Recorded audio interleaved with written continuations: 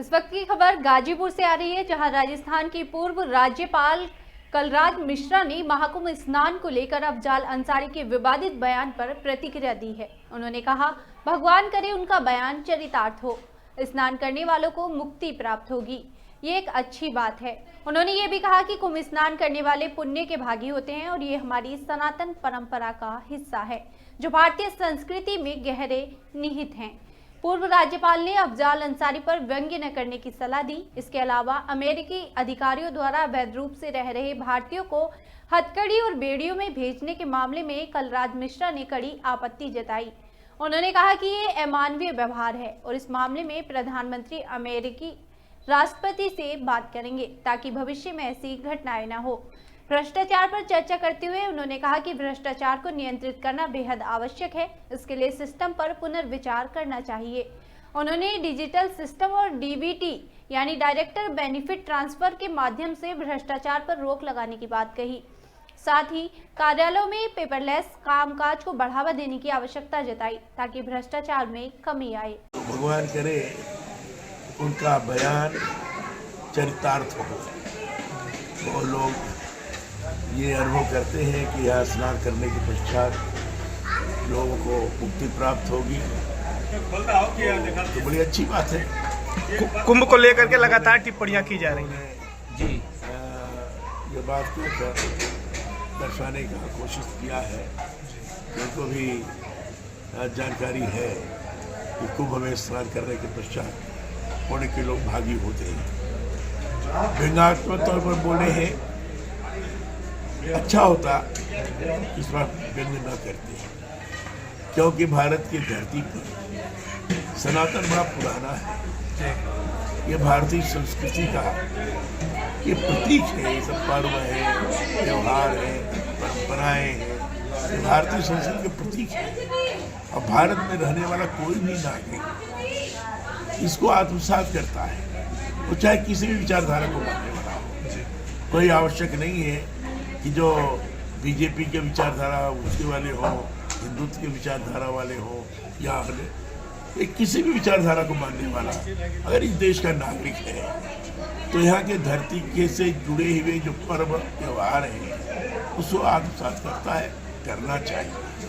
कुंभ जो है उसी का प्रतीक है और अफजाल जी को व्यंग न करते हुए उसको सही दिशा में, सकारात्मक दिशा में लेते तो ज़्यादा अच्छा है। क्या लगता है गाजीपुर में लोकसभा चुनाव में दोबारा क्या स्थिति रहेगी? वो तो जनता के ऊपर निर्भर करता है। जनता किसको चुन करके भेजती है ये उसके ऊपर है। आप राजस्थान के राज्यपाल रहे, आगे पार्टी या संगठन आपको क्या जिम्मेदारी देने वाला है? मैं तो इतना काम कर चुका हूँ कि मुझे अधिक लालसा नहीं है कि मैं किसी प्रकार किसी पद को प्राप्त करके कोई काम करूँ। पार्टी अगर कोई जिम्मेदारी देती, कहती कि अमुक काम करो, काम करने के लिए तो हमेशा संगठन है और हमेशा हम काम करते हैं और अभी भी काम कर रहे हैं।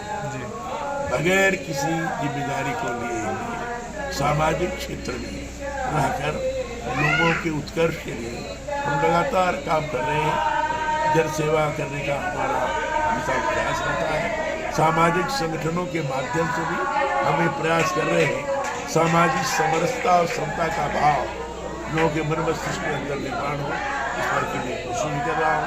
अरे सामाजिक चेतना मंच है, उसका मैं संरक्षक भी हूँ और उस माध्यम से समाज में जितनी भी बिरादरियाँ हैं, 36 बिरादरियाँ जो है, हिंदू, मुसलमान, क्रिश्चियन, ये सबको जोड़कर चलने के दृष्टि से प्रयास कर रहे हैं और कई कार्यक्रमों में गया।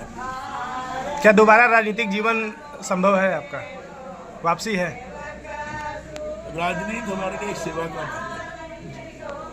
माध्यम है। हमने हमेशा इसको इसी रूप में देखा है और काम किया है। और आज सामाजिक क्षेत्र में रहते हुए सामाजिक चेतना मंच के माध्यम से हम समाज सेवा कर रहे हैं, करते रहे। राजनीति में पुनः प्रवेश करके जाने का बड़ी उत्कंठा है। अब आपने एक पुल बनवाया था सदपुर में 1999 में, अपने लोक निर्माण मंत्री थे, उसमें आपने एक गंगा नदी पे पुल बनवाया था जो यहाँ के लिए बहुत जरूरी है, लेकिन वो पुल अब बंद रहता है, उसमें भारी वाहनों को आने नहीं दिया जाता और उधर से 4 लेन बन के आ रही है चंदौली से, उसके बनने के बाद उस पुल की आवश्यकता काफ़ी बढ़ जाएगी। मुझे लगता है कि मैंने पुल का शिलान्यास किया था और शिलान्यास करने के बाद 2-3 खंभों तक पुल का निर्माण हुआ था। उसके बाद में बाकी के दल की सरकार रही, पुल का नाम भी बदल दिए लोग, पुल का नामकरण सेतु कर दिए। उनको जिस तरह से बनवाना चाहिए था, अब कहीं न कहीं गुणवत्ता की कमी रही है, दुर्भाग्यजनक है। उसको फिर से निर्मित करना चाहिए, गुणवत्ता युक्त होना चाहिए, ताकि 4 लेन की जो व्यवस्था है उसका समुचित तौर पर भार का उपयोग कर सके, प्रयास होना चाहिए। दिल्ली में केजरीवाल की हार और मिल्कीपुर में भाजपा की जीत को कैसे आप देखते हैं? मैं इस जीत को इस रूप में लेता हूँ कि इस समय जनता के मन मस्तिष्क में ये बात बड़ी तेजी से काम कर रही है कि हिंदुस्तान में देश और प्रदेश में संभालने वाला नेता कौन है, कौन नेतृत्व प्रदान कर सकता है। ये जनता की निगाह में सब विचार करने के पश्चात ये अनुभव हो रहा है कि श्रीमान नरेंद्र मोदी जो भारत के प्रधानमंत्री हैं, इनसे सबल नेता कम से कम देश में इस समय कोई नहीं है। वो विश्व के प्रमुख नेताओं में से एक है और इसलिए नरेंद्र मोदी जी को जितना मजबूत बनाएंगे, चाहे राज्य स्तर पर हो चाहे राष्ट्र स्तर पर हो, जितना मजबूत बनाएंगे उतना ही हमारा देश आगे बढ़ता जाएगा। अमेरिका से जनता के मन के अंदर ये भाव पैदा हुआ है, उसी का परिणाम रहा है कि दिल्ली में जनता ने नरेंद्र मोदी जी को मजबूत किया है, बीजेपी को विजयी बनाकर, और मिल्कीपुर में भी उसी तरह के घटना का स्वरूप हुआ। प्रधानमंत्री जी अमेरिका के दौरे पर हैं, एक तरफ वहाँ बातें चल रही हैं, दूसरी तरफ वहाँ से अमेरिका डिपोर्ट करने की तैयारी में है प्रवासी भारतीयों को, क्या कहेंगे? किस तरह से लाया गया भारतीयों को वहाँ से? जो अवैध तरीके से लोग रह रहे थे उन लोगों को पहले भी अमेरिका ने भेजा था और उसी रूप में भेजा था जिसे भेजा था, लेकिन बेड़ियों में भेजना ठीक नहीं है, अमानवीय व्यवहार है, इसको ठीक करना चाहिए। और मुझे लगता है कि निश्चित रूप से इस संबंध में अमेरिका के राष्ट्रपति से प्रधानमंत्री की बात होगी। विदेश मंत्री ने स्वयं बयान दिया था संसद में कि इसको हम ठीक करेंगे और अमेरिका से कहेंगे कि इस तरीके से अमानवीय व्यवहार नहीं होना चाहिए। भ्रष्टाचार के रैंकिंग में भारत 2022 में 85वें स्थान पर था, अब 98 पहुँच गया है और भूटान 18वें पायदान पर हमारा पड़ोसी है। इस पर आप क्या कहेंगे? भ्रष्टाचार को नियंत्रित करना बहुत आवश्यक है। अब ये कैसे नियंत्रित होगा? जो प्रणालियां हैं, सिस्टम है, सिस्टम के बारे में पुनर्विचार करना चाहिए। हिंदुस्तान में देश और प्रदेश में संभालने वाला नेता कौन है, कौन नेतृत्व प्रदान कर सकता है। ये जनता की निगाह में सब विचार करने के पश्चात ये अनुभव हो रहा है कि श्रीमान नरेंद्र मोदी जो भारत के प्रधानमंत्री हैं, इनसे सबल नेता कम से कम देश में इस समय कोई नहीं है। वो विश्व के प्रमुख नेताओं में से एक है और इसलिए नरेंद्र मोदी जी को जितना मजबूत बनाएंगे, चाहे राज्य स्तर पर हो चाहे राष्ट्र स्तर पर हो, जितना मजबूत बनाएंगे उतना ही हमारा देश आगे बढ़ता जाएगा। अमेरिका से जनता के मन के अंदर ये भाव पैदा हुआ है, उसी का परिणाम रहा है कि दिल्ली में जनता ने नरेंद्र मोदी जी को मजबूत किया है, बीजेपी को विजयी बनाकर, और मिल्कीपुर में भी उसी तरह के घटना का स्वरूप हुआ। प्रधानमंत्री जी अमेरिका के दौरे पर हैं, एक तरफ वहाँ बातें चल रही हैं, दूसरी तरफ वहाँ से अमेरिका डिपोर्ट करने की तैयारी में है प्रवासी भारतीयों को, क्या कहेंगे? किस तरह से लाया गया भारतीयों को वहाँ से? जो अवैध तरीके से लोग रह रहे थे उन लोगों को पहले भी अमेरिका ने भेजा था और उसी रूप में भेजा था जिसे भेजा था, लेकिन बेड़ियों में भेजना ठीक नहीं है, अमानवीय व्यवहार है, इसको ठीक करना चाहिए। और मुझे लगता है कि निश्चित रूप से इस संबंध में अमेरिका के राष्ट्रपति से प्रधानमंत्री की बात होगी। विदेश मंत्री ने स्वयं बयान दिया था संसद में कि इसको हम ठीक करेंगे और अमेरिका से कहेंगे कि इस तरीके से अमानवीय व्यवहार नहीं होना चाहिए। भ्रष्टाचार के रैंकिंग में भारत 2022 में 85वें स्थान पर था, अब 98 पहुँच गया है और भूटान 18वें पायदान पर हमारा पड़ोसी है। इस पर आप क्या कहेंगे? भ्रष्टाचार को नियंत्रित करना बहुत आवश्यक है। अब ये कैसे नियंत्रित होगा?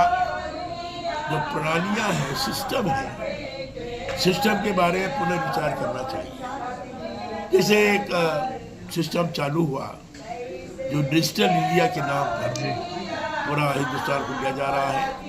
इसके माध्यम से जो लोगों को विभिन्न प्रकार की सब्सिडी दी जाती है और जैसे किसान सम्मान निधि है प्रदान की जाती है, गरीबों को जो दिया जाता है वो डीबीटी माध्यम से दिया जाता है, डीबीटी। और डीबीटी के माध्यम से देने के कारण सीधे उस आम आदमी को खाता खुला हुआ है और वो खाता खुले होने के नाते सीधे सीधे पूरा पैसा प्राप्त करता है। तो बिचौलिए जो सैकड़ों करोड़ रुपए, हजारों करोड़ रुपए खा जाया करते थे, उसे मुक्ति मिली है। तो भ्रष्टाचार को समाप्त करने का एक माध्यम है इस सिस्टम में बदलाव है। इसी ढंग से अन्य सारी चीजों में जैसे पेपरलेस चीजें की जा रही है, फाइल के मामले में भी उसमें भी भ्रष्टाचार होता है। इसको भी पेपरलेस करने की कोशिश, इधर उधर फाइल लेकर जाने वाली स्थिति न बने, स्वयं वहाँ कंप्यूटर है या आईपैड है या जो भी डिजिटली सारी चीज़ें हैं उसके माध्यम से चीज की जाए कि भ्रष्टाचार को समाप्त करने की दिशा में महत्वपूर्ण कदम होगा। क्रमशः ऐसा किया जाए तो मैं समझता हूँ कि धीरे धीरे वो भी ठीक होगा। अमेरिका द्वारा भारत पर टैरिफ लगाया गया है, घोषणा कर दी गई है, क्या कहेंगे इस पर? अब इस पर जो मोदी जी वार्ता कर रहे हैं, आपस में वार्ता करने के पश्चात क्या भारत के हित में हो सकता है, उस वाली सारी चीजें करेंगे।